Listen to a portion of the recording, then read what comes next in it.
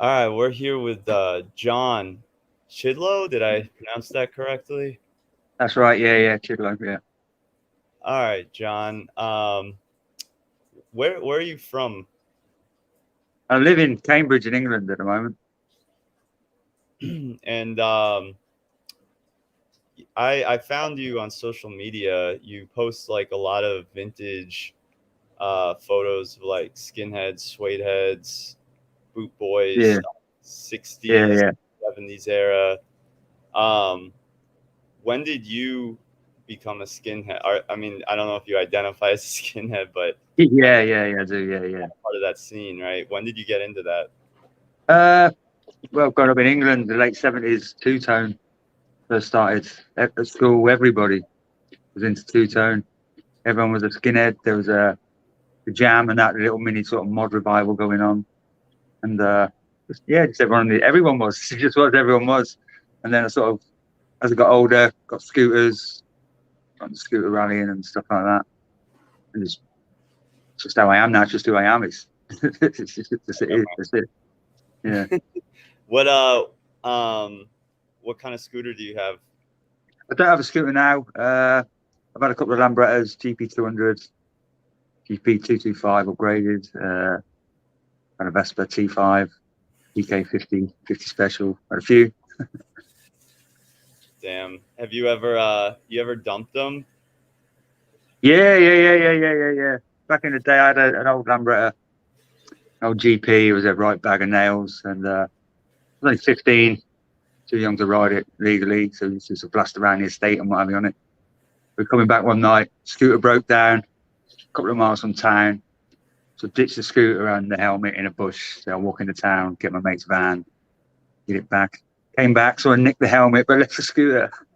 You couldn't give them away back in the day. Wow. You never hurt yourself on a bike, have you? I've had a couple of crashes and that, but nothing major. Just cut some bruises, a couple of broken ankle and stuff. That's it. Shit, yeah. That's Yeah, I've I been quite lucky. Yeah, once on yeah, my P series. So like the purpose of this series that I'm doing is sort of I want to deconstruct different subcultures by talking to people who are involved, especially in uh, back in the day, um, and saw like the rise of these subcultures. So, to yeah. you, if you had to define it, what in your mind is a skinhead? Don't know. I don't really think about it too much, to be honest. I don't know. It's hard to explain. I would say, you're true to yourself. That's it, really. Hardworking, just do your own thing. You know, I like it personally. I like the music. I've grown up around it all my life. It's just my friends, all my friends are scooterists or skinheads. It's just the way we grew up back then. I think a lot of the modern day thing, the revival, the last few years came more about since the film This Is England was released. It's hundreds and hundreds and hundreds more skinheads you see at reggae dudes than that now, which in some respects is good. It's good to get people in on the scene and that, but in other respects, it's sort of watered it down. Some of the people, the way some of the way some of the people act and dress and stuff. But each Can to you their own. elaborate And on that a little more? That part uh, about the way people act. yeah, it's act real loutish and stuff. You know what I mean? Real loud and say they've been skinheads for donkey's years and they haven't been and stuff like that. You just think, why? We're just normal people. Just wear clothes, listen to music and stuff. No one's into all that right wing thing that everyone's tends to label us with. You know, most of us love reggae music and soul music. So you know what I mean? Yeah, But that's the only thing that bugs me about it. Really, is a lot of negative press, but that's diminishing a lot now. It's a lot of it's from back in the late 70s and stuff. People have realised since then that that's not the reality of it. Really, it's not at all. it's got like with the internet and everything, it's a lot easier to find out the truth, huh? Yeah, yeah, it is. Yeah, I mean, obviously, you know yourself. Don't take for gospel everything you read on the internet. But yeah, it's definitely a lot easier. Yeah, yeah. The only way we could find out back in the day was through the older lads who were skinheads and finding out for yourself, finding out your local scene and that, you know, making your local scene when we were young. You know, there was all the other skinheads, the original skinheads, were all, you know, working class men working now with families. So when Two Tone started, all us young ones in school, we had to start our own little scene in the local area, and that was great, really good. You know, real good. And you're talking about starting a scene. I know you're a DJ, right? Yeah, I've built my own little sound system and that, like play vintage reggae and stuff like Yeah, in yeah, Cambridge. yeah, in Cambridge, yeah. And you do you get a good turnout, or what's it like? It's the scene in Cambridge is strange with the university and stuff. All the university students are quite younger, you know, into more modern music and that. And I play mainly 60s and 70s reggae. But we do get quite a good scene around East Anglia, East of England, South East of England in general is a really good scene. Yeah, we get lots of original bands come over and artists from Jamaica from the original back in the day. Do a lot of tours and stuff. It's good. Yeah, it's quite good. There's a lot of sound system nights playing vintage reggae that I like. 2 or 3 a month you can go to up and down the country. It's a really good scene. Yeah, it's cool. You see do you see a fair amount of younger people getting into it? Definitely now in the last 5 or 6 years, definitely. Yeah. There's 1,000% more young ones getting into it and that, Really? and with scooters and that as well. Yeah. That's encouraging. And what is encouraging, a lot of the young ones, like you say, with the advent of the internet, they can find out more about it. A lot of them are dressing in a more original style as well, original clothes, you know, listen to original music, and that's really good to see. You know, because it's when you first start trying to find the original clothes and tunes and that, it's like a full-time job trying to find it. You know, because people think over here we've got an abundance of it. It's still rare over here. You have to, but it's worth it. You know, you go out, you feel good, you put on a nice old tonic suit, you feel good in yourself. You know, Yeah, that's nice. I see you do get a lot of like old school shirts and stuff. Are you wearing an original Ben Sherman right now? No, yeah. It's an old Ben Sherman twist tag. Yeah, Yeah, that looks like the real deal. yeah, Why yeah. why is it that Ben Sherman doesn't make that shirt anymore? It sold out a long time ago, and it they stopped making good shirts about 1973. Yeah, every like few years I think they put out like one good line of shirts, but then the rest is like rubbish. But Yeah, they've made trousers and shoes and stuff now. What's that all about? Isn't it? Just stick with good shirts, you'll be all right. well, if they could just do like the classic, but the collars now are always like this big, like Yeah. But it's to be fair, they're accommodating for the mass market, which they have to as a business. You know, they yeah, have to survive. That's the way it true. is. True. So like you were saying, like a lot of the college students in that area like newer music. I'm assuming like EDM, like electronic, like kind of Yeah, tech. definitely. Yeah. You ever Yeah. thought about like merging like the skinhead reggae with EDM? I personally play a lot of dub music, and I like a lot of dub music, and I don't mind a lot of in the 80s. Used to go to a lot of old school blues nights and dance hall dues up and down the Midlands, the sound system. So I like a lot of 80s dance hall tunes as well. And I did get into go raving for a while in the 80s, as we all did. Yeah. But I've never thought of mixing it. I like jungle. I like drum and bass. That's kind of a mishmash. I don't mind that, but not on my sound system. I like my sound system to be just purely vintage Jamaican. That's it. Yeah. What is it about what do you think it is about EDM that like attracts so many people to that music? Because like, and the reason I ask you this question is just that, so obviously I gravitate towards like the skinhead reggae stuff, Mhm. which is really hard to find. And then I notice when I play it around a certain crowd, they don't really get into it at all, right? Mhm. Yeah, But yeah. they really like the like Hawaiian reggae. There's this sort of new style of like Hawaiian reggae that like Wow. is popular now. It's sort of, I don't know, it's like sort of very like very white in my opinion. Yeah. Very and Judge Dredd.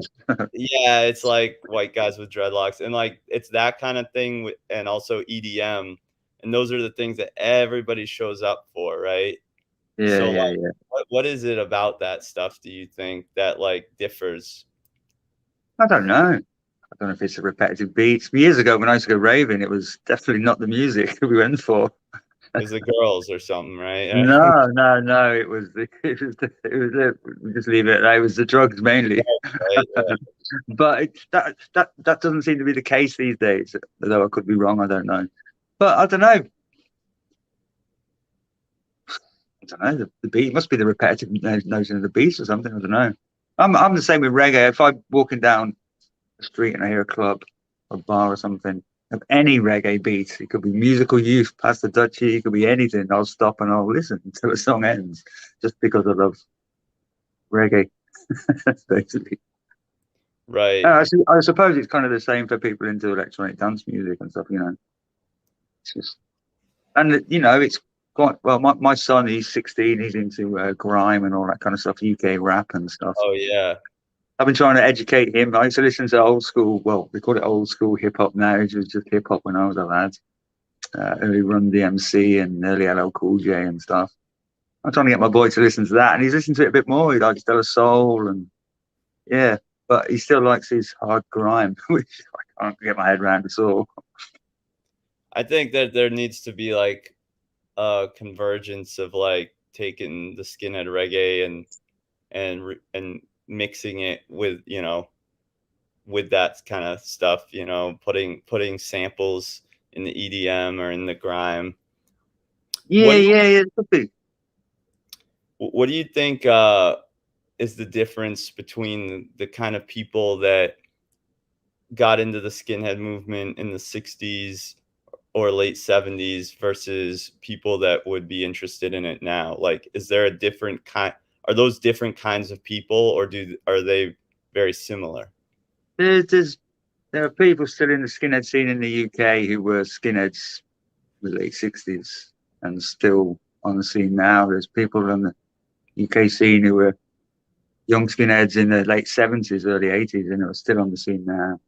But definitely in the original wave of skinheads, probably about 60, late 66, early 67 kind of time, when what's now defined as skinhead style was first seen on the mods and that some mods. I think it was an underground thing, kind of thing. I'd say and think I don't know. To break away from fancy mods, getting all la di da and all frilly suits and shirts and stuff. Trying to take a bit more working class, wearing boots and turn up jeans and braces and stuff. But then by 1969, everyone says the spirit of '69, but by 1969, being honest, it was pretty high street fashion. Every man and his dog under 16 was a skinhead. My mum was a skinhead. Oh no way. Yeah, everybody was. Then the fashion moved on, fashion changed. And then I don't know, I think in the late 70s, sort of 76, 77, the Sham 69 and stuff, you start seeing a bit more people wearing Harringtons again and boots and stuff. I think that was just more of a reaction against the punk thing more than anything. Still liking that kind of music, but not being art school punks kind of thing. And then around that kind of time, there was other links with the right wing, but that's just the way Britain was. Unfortunately, back in them times, Britain was like that. Everyday culture was like that in Britain. That's the way it was, and people obviously grown out of it. But skinheads nowadays, who are coming to the scene now, I think they're looking at it now, seeing all the videos and stuff online. They're liking the music, they're liking the style. They're seeing videos of live events that are going on. And they're thinking, yeah, that's nice. That's a bit of me. And that's good. That's good. Liking it for something, the substance rather than the hype. Yeah, it's like maybe people getting into it for a slightly different reason, but Yeah, definitely. what about so did your mom introduce you to the whole skinhead thing, or it's just No. My mum, everywhere? my mum had died by the time I was 9, but I was born in 1969. My mum was a skinhead then. By the time I was 3 or 4, She wasn't a skinhead because it wasn't the fashion anymore. But she always Oh, loved reggae. She always loved reggae still from then, always played reggae, and I always remember her playing reggae, which is why I kind of like early 70s reggae, because that always reminds me of my mother and stuff, you know. But yeah. like the harder they come. Yeah. It's like early Wailers stuff. And yeah, it's Yeah, really, you know. But a lot of, say, the UK charts at the time was flooded with reggae, flooded with them, which is great, fantastic, you know. But it, again, it's same as anything, just goes out of fashion, dies off, the next big thing comes along, you know, and fashion that's so fickle in it, so you know, in and out within no time really. But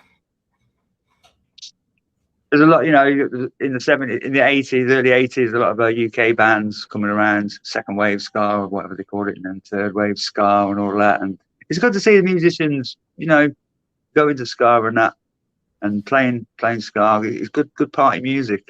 It is. It's just a shame a lot of them just play the same covers of the same records all the time. Make their own music, you know, original stuff in that same kind of ska vibe.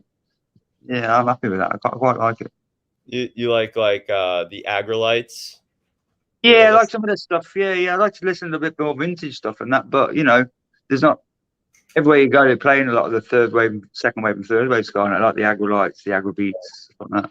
But yeah, I don't mind. It's a good night out. Still good party music. Have a good knees up. Have a good drink.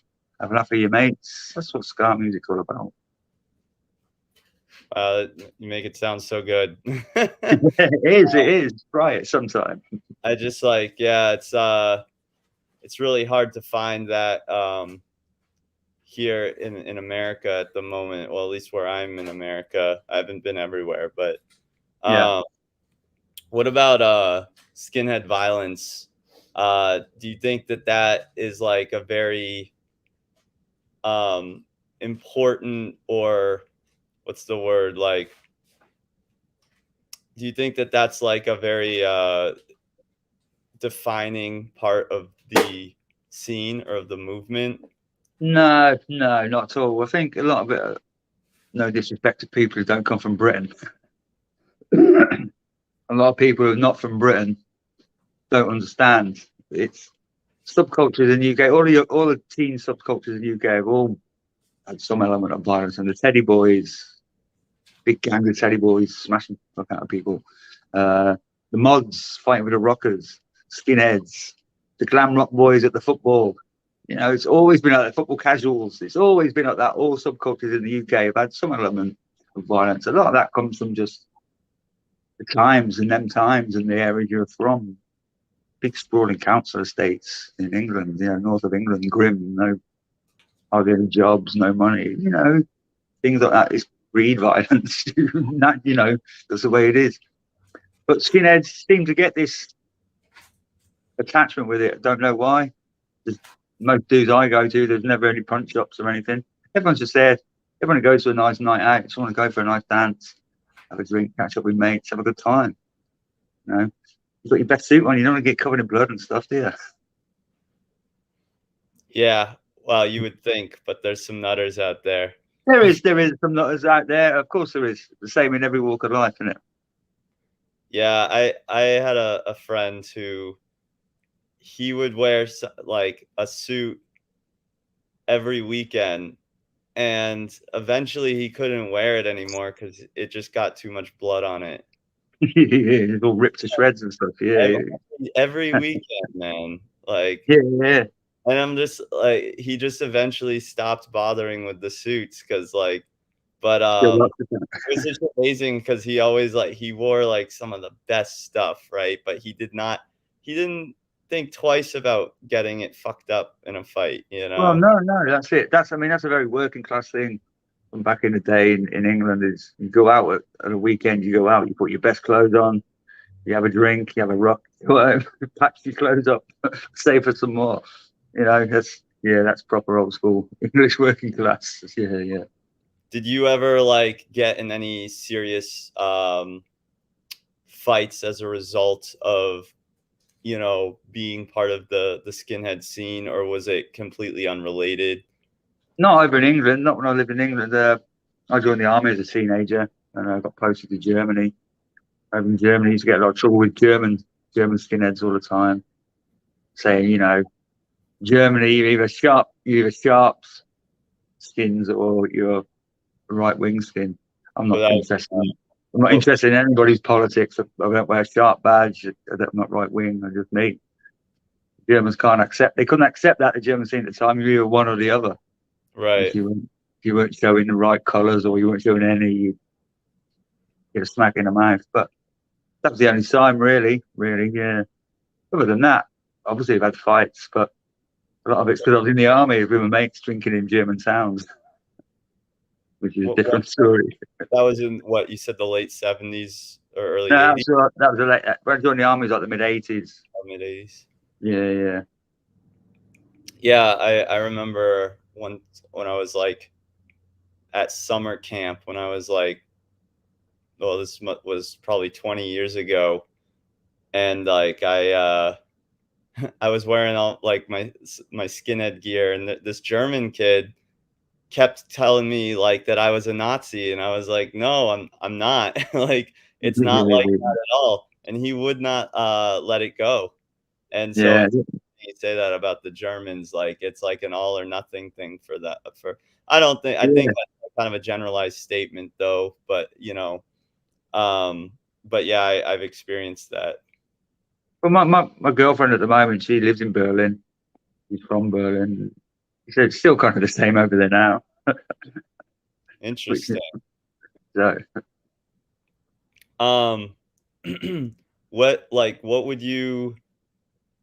I don't know. What would you say is the most important part of the whole thing for you? Is it for just the me, music, or for me now, I've been a skinhead for the kind of time I have been. The most important for me, is mates, to me, and the clothes. I don't think about the clothes anymore. It's just the clothes. The only clothes I've got. You know, yeah? I've got work clothes and I've got my clothes. These are just my clothes. You know. Obviously, I just Yeah, buy a certain style of clothes, you but I gotta get used. do some digging to find that original stuff, though. Yeah, a lot of time, but a lot of times it's just I get messages off friends. Oh, actually, I found a roll shirt that'll fit you in the bottom of my wardrobe. Do you want it? Yeah, nice one, and stuff like that. A bit trading and stuff. But again, because you've been around these people and have been in this kind of thing for quite a while now, you get to know people, contacts. You know where to look, where to find, what to, to Yeah. do. But it still takes some digging. But yeah, that's just part and parcel of it all for me now. So it is. So you have a lot of skinhead friends, a lot of friends in the scene there. Fair few. Yeah. I've got a lot of friends who aren't, but a lot of friends who are as well. Yeah. Yeah. Have you been to the Great Skinhead Reunion? That's No, Simon. I haven't. No, I haven't. No. Do you No. know Simon? I'm friends with him on Facebook. I've never met him. I've never met him. Seems an affable chap though. Yeah, I interviewed him last week. Mm. But yeah, when's your next DJ night? I've got a night on the 30th of July, end of this month in Cambridge. I've got a sound system playing. I've got a little DJs. I've got a Jamaican singer Owen Gray coming down to do a live Oh, set. no way. Yeah, cool. I wanted to see him for a while. Yeah, he's fantastic. I've DJed for him a few times. He's a very nice bloke, and for his age, he's 85, 86 now. He could still belt out the tune. He's still got a fair pair of lungs on him, so it's going to be a good Wait, night. say that again. When is that Owen Gray show? 30th of July in Cambridge. Oh my God. If only I had the money, I'd just fly right over there. Say I've DJed for him a few times. I wouldn't say I was best pals with him, but speak to him on a fairly regular basis. He's a very nice man indeed. Very nice. So what do you play, like the version and he sings over it? No, he just brings his backing tape. He brings a backing CD. It's the only time I ever play a CD on my sound system is for play for anybody else. Yeah, and he just sings. He's going to do about an hour on stage, a little hour set. He said for me about 8 o'clock in the evening, and then he's going to hang around, have a chat with people, so people can meet, have a drink and just chill for the night. And then I'll drive him back home again in the morning on the Sunday morning. Yeah, So he cool. lives Be good night. Say again, sorry. He lives in England. Yeah, he lives in Birmingham. Lived there since the late '60s. Wow. Yeah, there's quite a few. Quite a few big Jamaican stars. Well, there was. Unfortunately, a lot of died. But yeah, there's quite a lot of big Jamaican stars live over here. Lee Perry, Desmond Decker, Prince Buster, Lakin, Desmond Decker, like a Bray. year or two before he died. And I was gonna see Laurel Aiken. Laurel Aiken like died a week or a few weeks before a show that I was supposed to see. Oh, that's a shame. He was good. I've seen Noel Lakin a couple of times. He used to do a lot of scooter rallies, sing on a lot of scooter rallies. You see him there. He's very good, very professional, man. Yeah, it was. I really liked that he like did those interviews where he was like, "Yeah, I'm a skinhead," Yeah, and yeah, yeah, yeah. black Jamaican skinhead. Um, Actually, I don't know if he was from Jamaica, but he was Caribbean, you know. Um, and that was really cool. But yeah, no, it was great talking to you, man. Yeah, likewise, Nick.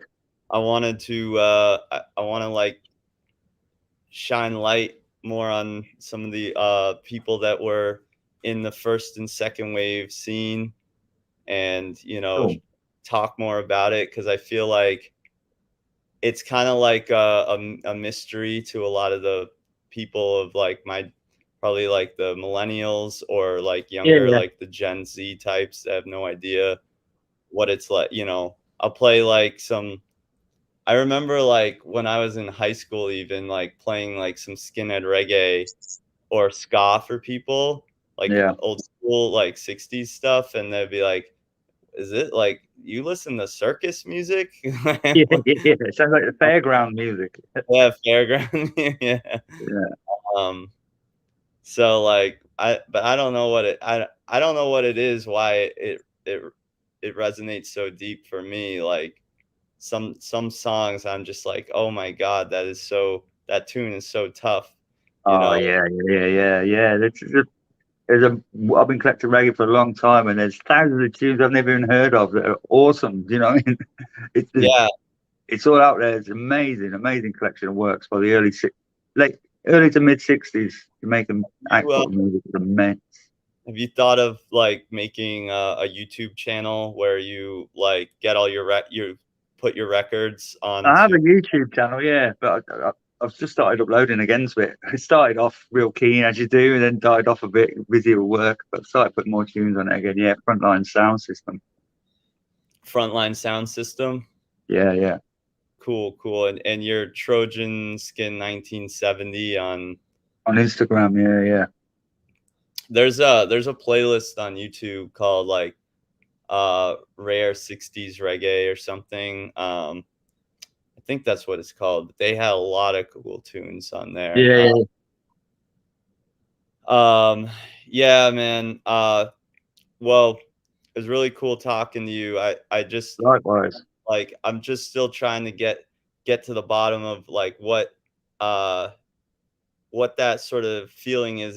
It is a nostalgic feeling, but like when you put it all together, the reggae, the clothes, there's an attitude, a mindset behind it, which I Yeah, yeah.